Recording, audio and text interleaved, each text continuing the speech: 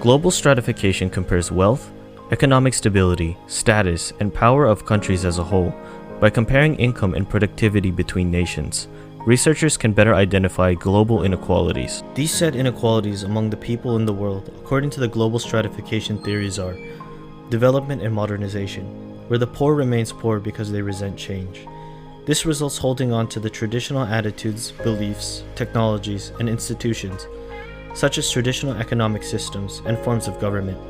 Dependency theory, where the country continues to be dependent on former colonial countries.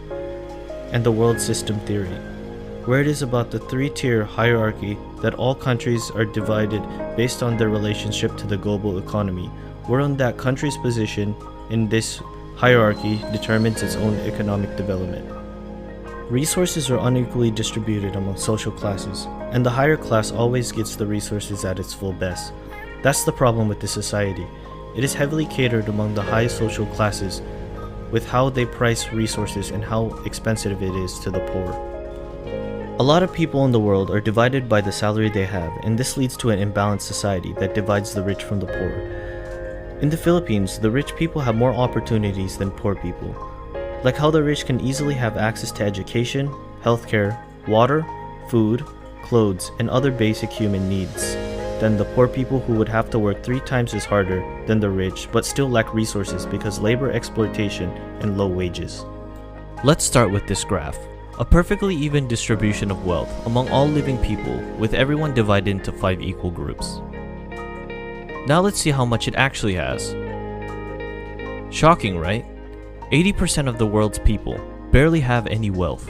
It's hard to even see them on the charts. Meanwhile, the richest 2% have more wealth than half of the rest of the world. Let's look at this chart another way.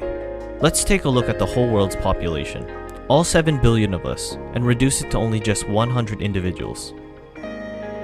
Here they are, poorest people on the left, richest people on the right. Now let's show the world's total wealth. Roughly $223 trillion is distributed.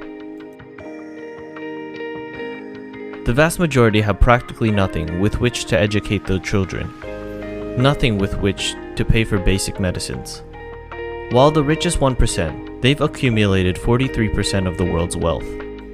The bottom 80%, meanwhile, that's 8 out of every 10 people, have just 6% between them. But this doesn't really show how extreme things have become. The richest 300 people on Earth have the same wealth as the poorest 3 billion.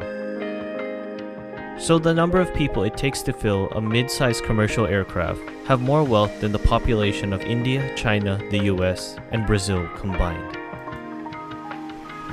Just for example, if you're poor and in great need of a good quality pair of shoes, you would even have the chance to buy a good pair that could be a good investment and is actually cost effective.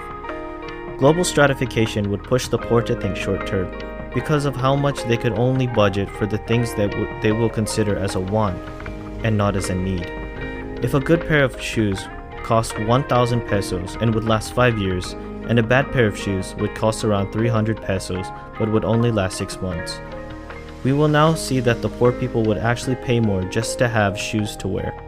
Global stratification is a good way to determine where a group of people could be classified based on their monthly budget so that we can focus more on helping the people in the lower class. But global stratification, which is heavily fueled by capitalism, makes it harder to cater to the ones who actually need help.